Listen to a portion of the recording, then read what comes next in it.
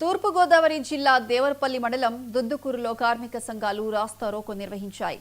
ప్రగతిశీల కార్మిక సంఘ ఆధ్వర్యంలో నిర్వహించిన ధర్నాలో పెద్ద సంఖ్యలో కార్మికులు పాల్గొన్నారు. కేంద్ర ప్రభుత్వం కార్మికులకు 13 గంటల పని విధానాన్ని తీసుకురావడంపై రాష్ట్ర ప్రభుత్వం మద్దతు తెలపడం దారుణమన్నారు.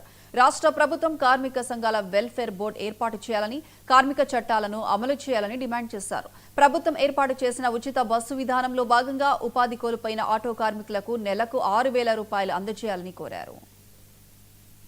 ప్రగతిశీల కార్మిక సమాఖ్య రాష్ట్ర అధ్యక్షుడిని కేంద్రంలో బీజేపీ ప్రభుత్వం 24 కార్మిక చట్టాలు రద్దు చేసి 4 లేబర్ కోడ్లు తీసుకొచ్చింది.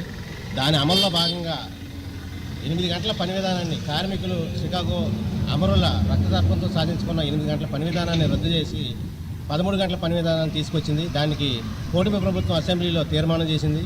దీన్ని వ్యతిరేకిస్తూ ప్రగతిశీల కార్మిక సమాఖ్య రాష్ట్ర కమిటీ ఆధ్వర్యంలో రాష్ట్ర వ్యాప్తంగా అనేక ఉద్యమాలు నిర్వహిస్తూ ఉంది. దానిలో భాగంగా దేవరపల్లి మండలం దుద్దుకూరులో ఇవాళ లారీ కార్మికులు, ఆటో కార్మికుల ఆధ్వర్యంలో జాతీయ రహదారిపై నిరసన కార్యక్రమం చేపట్టడం జరిగింది.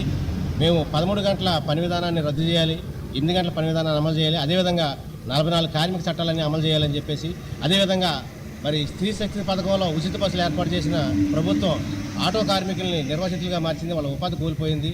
వాళ్ళందరూ కూడా రోడ్డున పడే పరిస్థితి ఉంది. వాళ్ళందరికీ కూడా నెలకు 6,000 చొప్పున ప్రభుత్వం పింఛన్ ఇవ్వాలని చెప్పేసి కూడా డిమాండ్ చేస్తా ఉన్నాం. అదేవిధంగా లారీలపై చేస్తున్న డ్రైవర్లు, అలాగే ప్రైవేటు క్యాబులపై చేసిన డ్రైవర్లు, ఇతర ట్రావెల్ డ్రైవర్లు అందరికీ కూడా మరి అందరికీ కూడా డ్రైవర్లందరూ కూడా సంక్షేమ బోర్డు, వెల్ఫేర్ బోర్డు ఏర్పాటు చేయాలని చెప్పేసి కూడా మేము రాష్ట్ర ప్రభుత్వాన్ని డిమాండ్ చేస్తా ఉన్నాం.